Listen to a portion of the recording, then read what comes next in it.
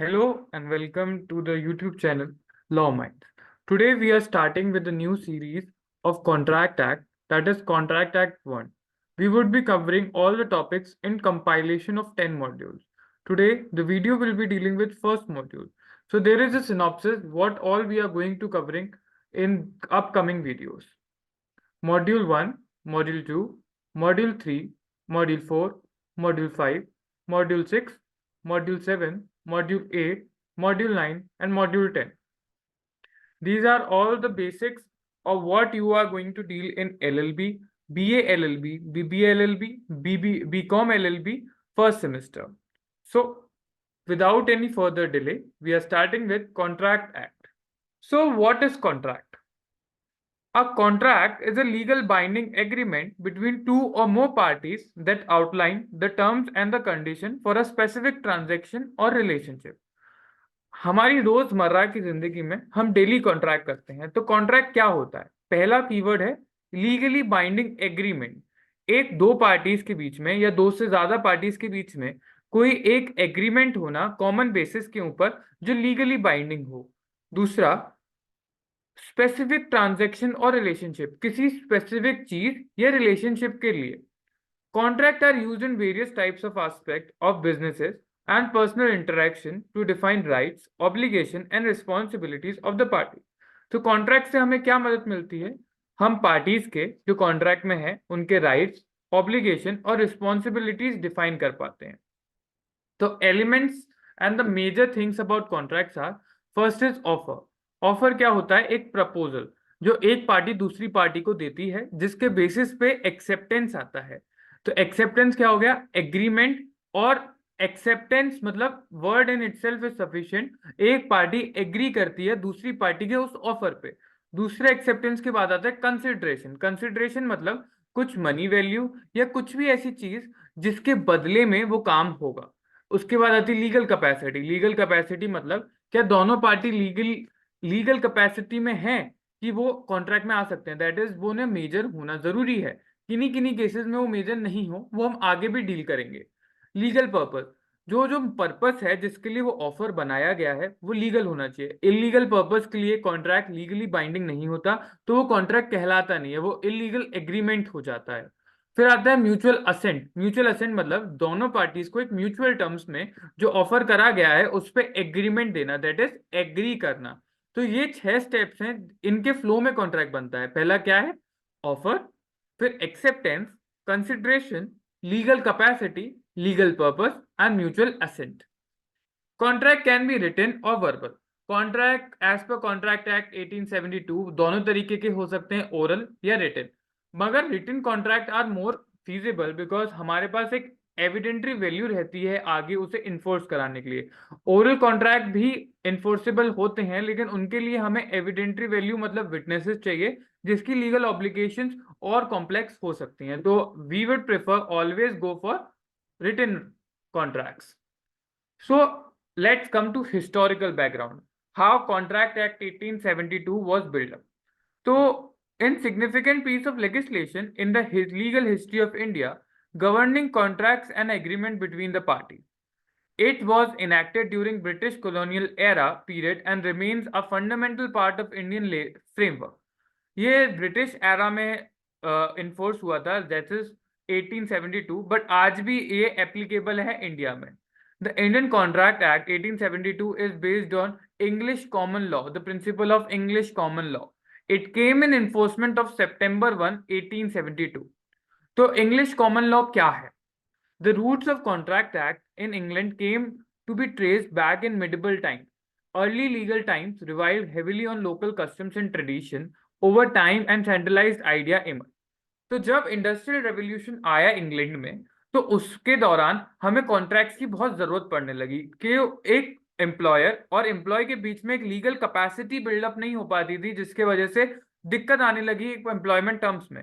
Similarly consumer और producer के बीच में एक एग्रीमेंट नहीं हो पाता था जो लीगली इन्फोर्स हो। इसकी वजह से एक कॉमन लॉ डेवलप हुआ जो एक ट्रेडिशनल या कस्टमनरी बेसिस पे डेवलप हुआ जिसे हम कॉन्ट्रैक्ट एक्ट के नाम से जाने लगे। फिर वो धीरे धीरे कोडिफाई हुआ, रॉयल कोर्ट्स और कॉमन लॉ ने उसे कोडिफाई करा, तो फिर ये एक कोडिफाइड लॉ इंग्लैंड में आया। लेकिन as if we know British colonial era की बहुत सारी कॉलोनीज थी, तो उसमें जब ट्रेडिंग होती थी तो उन्हें भी जरूरत पड़ती थी इन कॉन्ट्रैक्ट की। सिमिलरली इंडिया में भी बार्टर सिस्टम एग्जिस्ट करता था, लेकिन barter system was not feasible. तो फिर ब्रिटिश एरा ने इंडिया में 1872 में लीगल इन्फोर्समेंट लाया इंडियन कॉन्ट्रैक्ट एक्ट का। Indian contract act British contract act that is England के कॉन्ट्रैक्ट एक्ट से थोड़ा सा डिफरेंट है because of geographical area, but most of them are similar. ये कुछ डिटेल्ड हैं कोडिफिकेशन के बारे में इंडियन कॉन्ट्रैक्ट की, most important. These are not that much important, but if you want you can read it. So we are directly jumping from Indian Contract Act, bit of background, that is colonial background. British East India Company, which initially managed trade in India, introduced English concept and laws in Indian subcontinent during its rule. The need of comprehensive laws governing contract was felt to ensure clarity and consistency in commercial transaction. जैसा कि मैंने पहले समझाया आपको, जब British east India company आई तो उन्हें trading के लिए कोडिफाइड लॉ की जरूरत पड़ी, एक कॉन्ट्रैक्ट बेसिस की जरूरत पड़ी, जिसकी वजह से 1872 में इंडियन कॉन्ट्रैक्ट एक्ट को एक कोडिफाइड लॉ लाया गया और एक कॉन्ट्रैक्ट कॉन्क्रीट बेसिस बनाया गया, जिसके बेसिस पे विद इन और आउटसाइड इंडिया ट्रेडिंग होने लगी। Enactment on 1st September 1872, it was enacted, was introduced by British colonial authorities as a part of codification of Indian laws. The aim of to consolidate and clarify principle governing contracts and agreements and provide a legal framework for business and personal transaction. तो जब British era में ये आया और आज की भी date में अगर देखा जाए तो मेन पर्पस क्या है कॉन्ट्रैक्ट एक्ट का? एक लीगल फ्रेमवर्क है जिससे कि पर्सनल और बिजनेस ट्रांजैक्शन को एक लीगल वैलिडिटी दी जा सके और एक इन्फोर्सिबिलिटी बिल्डअप करी जा सके। फिर इसका adoption in English common law principles, इसमें थोड़े डॉक्ट्राइंस, प्रिंसिपल्स, एस्टॉपल्स, वेरियस चीजें आई जो कैपेसिटी, कंसिडरेशन, अलग अलग इंग्लिश कॉमन लॉ की चीजें इसमें अडॉप्ट हुई। फिर influence of preceding legal system. While the act was largely based on English law, it also took into account traditional legal practices and purposes. The act recognized certain practices and customs that were prevalent in India. Because geographical area her colony का अलग था, तो Indian जो legal system था, Indian जो workman थे और businessman थे, उनके हिसाब से इस एक्ट में थोड़े चेंजेस और अमेंडमेंट्स लाए गए। फिर हमें मिलता है Indian contract act 1872, which is quite as similar to England Contract Act, but it has bit of some differences. So हम आते हैं मोस्ट इंपॉर्टेंट पार्ट और basics of your contract act, जो कि सबसे इंपॉर्टेंट है आपके आगे आने वाले कॉन्ट्रैक्ट को बिल्डअप करने के लिए, that is definition. Section 2 of Indian contract act में डेफिनेशन दे रखी है। अगर आप पे बेयर एक्ट है तो आप अपनी बेयर एक्ट खोल लीजिए। ठीक है, सबसे पहले हम डेफिनेशन जानते हैं कॉन्ट्रैक्ट की। हम सीरीज में नहीं जाते, पहले हम एक एस्पेक्ट में डील करते हैं, उसके बाद हम सीरीज में डील करेंगे। फर्स्ट आता है कॉन्ट्रैक्ट की definition. As per section 2H, a contract is an agreement that is enforceable by law. All agreements are not contracts. Some agreements may be enforceable by law and others not. For example, an agreement to go to see a movie may be a contract but not enforceable by law. Thus, all agreements are not contracts. बड़ी basic और वेग definition दे रखी है 2H में। और contract is an agreement that is enforceable by law. तो contract एक agreement है जो इन्फोर्सिएबल बाय लॉ है। अब एग्रीमेंट क्या होता है, कॉन्ट्रैक्ट को समझने से पहले हम एग्रीमेंट पे आते हैं जो 2E में दे रखा है। An agreement is a set of promise that are made from for each other. नहीं आया समझ में? एग्जाम्पल देखते हैं। In an agreement there is a promise from both the sides. For example, A promises to deliver his watch to B, and in return B promises to pay a sum of 2000 to A. This is an agreement between A and B. अब इसमें agreement में क्या हुआ, एक ने offer बनाया, जैसे हमने पहले पढ़ा था, ऑफर बनाया, उसके ऊपर एक्सेप्टेंस मिली, एक्सेप्टेंस के बेसिस पे कंसिडरेशन डिसाइड हुआ, कंसिडरेशन के बेसिस पे एक लीगल फॉर्मेलिटी, लीगल फ्रेमवर्क के बेसिस पे एग्रीमेंट बिल्डअप हुआ। ये एग्रीमेंट जो ए ने करा, वो उसने ऑफर क्या करा, अपनी वॉच रखने का बी को, तो बी ने उसके ऑफर को एक्सेप्ट करते हुए 2000 रुपए एज अ कंसिडरेशन उसे दी। तो क्या हो गया, ये एक लीगल पर्पस के लिए है, दैट इज वॉच के कंसिडरेशन के लिए, तो एक लीगली बाइंडिंग हो गया। तो ये एग्रीमेंट इन्फोर्सिएबल होगा, और ये जो लीगली इन्फोर्सिएबल होगा उसे हम बोलेंगे कॉन्ट्रैक्ट। तो agreement that are legally enforceable are contract, but agreement which are not legally enforceable are not contract, they are voidable or void agreements. So therefore, all agreements are not contracts. All contracts are agreement. This says the line. All agreements are contract if they are made by free consent of the party competent to contract for a lawful consideration and a lawful object, and they are by expressly declared to be void. वो void declare नहीं हो, एक lawful purpose के लिए करे गए हो, एक लॉफुल कंसिडरेशन के लिए, और पार्टी की कॉम्पिटेंस दैट इज वो सब माइनर नहीं मेजर होने चाहिए, या जो भी कॉम्पिटेंस हो उसके लिए X Y Z as per the condition applied in various contract वो होना चाहिए जब वो एग्रीमेंट एक लीगली इन्फोर्सिएबल कॉन्ट्रैक्ट बनेगा. So what is needed to make an agreement a contract? So these are the 5 points which are most important for you to know. An agreement between the two parties. An agreement is a result of proposal or an offer by one party followed by acceptance of other party. तो agreement क्या है? एक offer है दो parties के बीच में, जो कि proposal पहले एक party करता है, वो followed किससे होती है? एक acceptance है उस proposal के. दूसरा point क्या बोलता है? Agreement should be between the parties who are competent to contract. Competency की बात बार बार आ रही है. कॉम्पिटेंसी इन द सेंस वो दोनों मेजर होने चाहिए. A minor can do a contract, but in exceptional cases that we will be dealing in further ado, but a major can only do a contract. This is the basic concept you should remember in the present instance.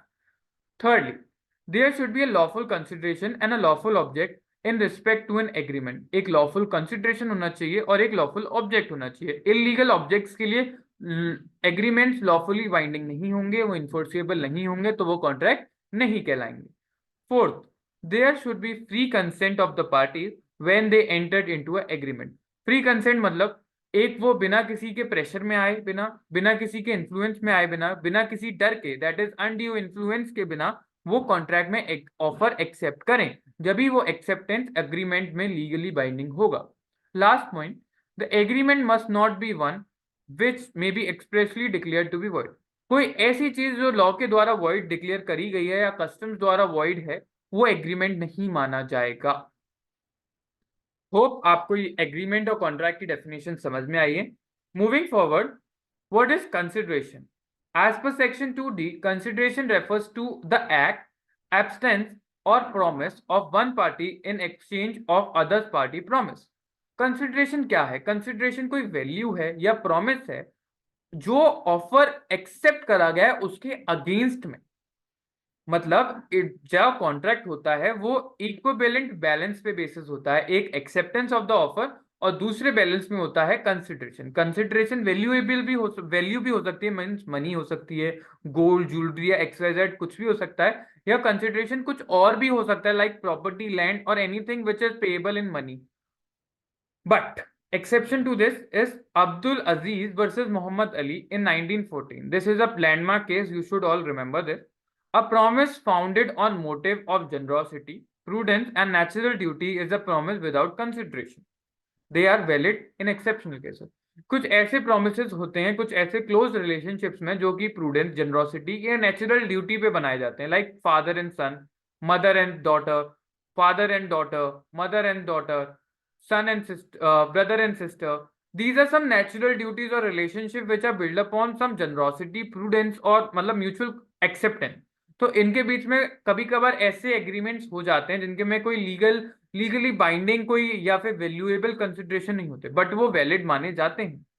Similarly, Chidambara versus PS Rega, AIR 1965. The consideration should be something which not only the parties regard but the law can also regard as having a value. It must be real and not illusionary, whether adequate or not. अब adequate और not की बात पे पहले आते हैं. सी, आपने एक आईफोन खरीदा अपने फ्रेंड से और उसने बोला मैं तुझसे सिर्फ 1 रुपया लूंगा, तो वो आपका क्या है? एक रिलेशनशिप.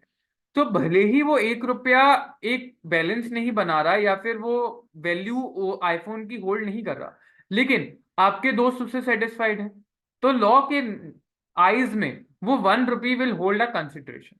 बट अब आपने कुछ ऐसी चीज के बारे में कंसिडरेशन पे रख दिया कि फ्यूचर में मैं घर खरीदूंगा तो मैं इस आईफोन के बदले में तुझे वो घर दे दूंगा, तो ये इल्यूजनरी है. अभी आपने उसके बदले में कुछ नहीं दिया, तो ये चीज क्या होगी, कंसिडरेशन वॉइड हो जाएगा, ये कंसिडरेशन वैलिड नहीं माना जाएगा क्योंकि ये इल्यूजनरी है, नॉट रियल है। इस बेसिस पे, इस केस लॉ के अकॉर्डिंग, इस प्रेसिडेंट के अकॉर्डिंग वो कंसिडरेशन इनवैलिड हो जाएगा, वो एग्रीमेंट भी वॉइडेबल या वॉइड हो जाएगा। होप आपको ये समझ में आया होगा। अगर कोई डाउट है तो कमेंट सेक्शन में जरूर बताइएगा। We are here to clarify all your doubt. फिर आते हैं हम promise. Section 2B states a promise is formed when a proposal is accepted. अब पहले समझते हैं प्रपोजल क्या होता है। Section 2A, a proposal is an expression of willingness by one party to do or abstain from doing something with intention or obtaining the assent of the party. तो पहले हम इसका हिंदी अनुवाद कर लेते हैं। प्रपोजल क्या है? एक्सप्रेशन ऑफ विलिंगनेस, चाहत, किसी चीज को करने की विलिंगनेस, चाहत होना एक पार्टी द्वारा, या उसको ना करने की चाहत का एक्सप्रेशन, कि वो इंटेंशन है, उसके पीछे ये चाहत है कि वो उस पार्टी का एक्सेप्टेंस या हामी भरवा सके। तो क्या है? किसी चीज को हामी करने की या ना करने की, किस चाह से? कि उसकी एक्सेप्टेंस मिल सके, तो वो होता है प्रपोजल। तो प्रॉमिस क्या है? 2B में promise is formed when a proposal is accepted. जब प्रपोजल जो हमने दिया वो एक्सेप्ट हो जाता है, वो प्रॉमिस में बदल जाता है। तो Kedarnath Bhattacharya ji versus Gauri Mohammad 1886, very landmark case, you should all remember this case, बोलता है suit should be laid for the recovery of a promise subscription whether a faith of a promise the promisor entered into a contract with a contractor. जब proposal हुआ, वो promise acceptance हो गई, तो suit लायक करेगा जब वो प्रॉमिस फुलफिल नहीं होगी। उस प्रॉमिस से कंसिडरेशन बिल्डअप होता है। Okay, hope you all got it. Last but not the least, there are some basic concepts, that is promiser and promisee. Who is a promiser? As per section 2C, one who makes a promise is known as promiser. One who accepts the promise of proposal is known as promisee. Reciprocal promise क्या होती है? Reciprocal promise मतलब मैंने आपको proposal दिया, आपने उसमें हामी भरी, ठीक है, अब मैं आपके इन टर्म्स पे एक्सेप्ट करता हूं, और तो ये क्या हो गई, आपने प्रॉमिस करी कि मैं ये काम करूंगा, लेकिन आपने मुझे उसके अगेंस्ट में एक और प्रपोजल दिया। अच्छा ठीक है, अगर आप मुझसे चाहते हैं कि मैं आपका खेत जोतूं, तो आप मुझे पानी देना, तो क्या हो गया, ये एक रेसिप्रोकल प्रॉमिस हो गया। तो मैं जब इसे फुलफिल करूंगा जब आप मेरा प्रॉमिस फुलफिल करेंगे। तो 2F क्या डिफाइन करता है? Reciprocal promise, promise that form the consideration for each other. अब क्या होगा, ये दो दो ऑफर हो गए और ये दो एग्रीमेंट बन गए, तो ये दो अलग अलग कॉन्ट्रैक्ट हो गए जो म्यूचुअली इंक्लूसिव है। एक के फुलफिल होने पे दूसरा अपने आप फुलफिल हो जाएगा, तो ये क्या हो गया? Example of reciprocal promise. Then आता है वॉइड एग्रीमेंट्स। वॉइड एग्रीमेंट्स कौन से होते हैं? जो लीगली इन्फोर्सिएबल ना हो, जो लीगल ऑब्जेक्टेड पे डिफाइन ना हो, या फिर जिनका कोई लीगल इफेक्ट ना हो। The party can not compel the performance and obligation of those agreement are known as void agreement. कोई भी ऐसा एग्रीमेंट जैसे सेक्शन 29 में दे रखा है हमारा, वॉइड, जैसे हॉर्स रेसिंग के ऊपर एग्रीमेंट बनाना या फिर रमी के ऊपर बनाना, तो ये सब क्या है? ये इलीगल ऑब्जेक्टिव हैं, इनकी इलीगल कंसिडरेशन होती है, तो ये सारे एग्रीमेंट्स वॉइड होते हैं। तो void agreements are not contract. Then आता है voidable contract. As per section 2I, a voidable contract is one that is enforceable by law at the option of one or other parties involved, but not at the option of other.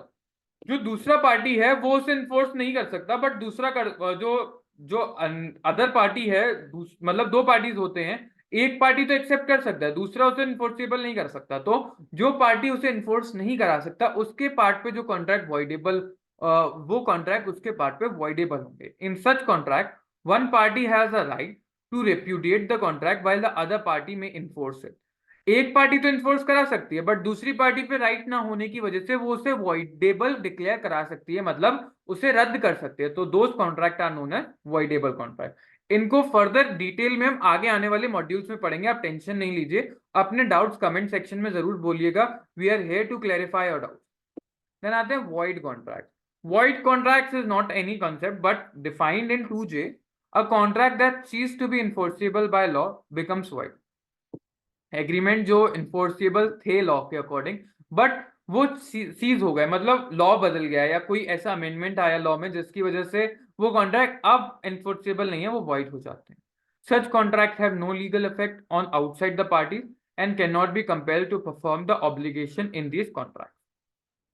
तो ये हो गया void contracts की जो agreement legally enforceable ना हो आगे चल के और लॉ के अकॉर्डिंग वो उनकी इन्फोर्सिबिलिटी खत्म हो जाए because of any changes in their legal consideration, legal object or XYZ. So this was all set for this video. For upcoming module 2, we would be dealing with agreements, formation of agreement, intention to create legal relationship, proposal and acceptance, communication, revocation, and what agreements are contract.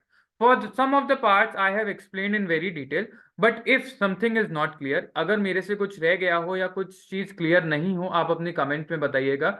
ये notes आपको comment में इनका link मिल जाएगा, आप इन्हें download करिए. अगर आपको फिर भी कोई डाउट है तो do text us in the comment section only. So this was all set from my side. Do like, share, subscribe to Law Minds and do follow us for more details. Thank you.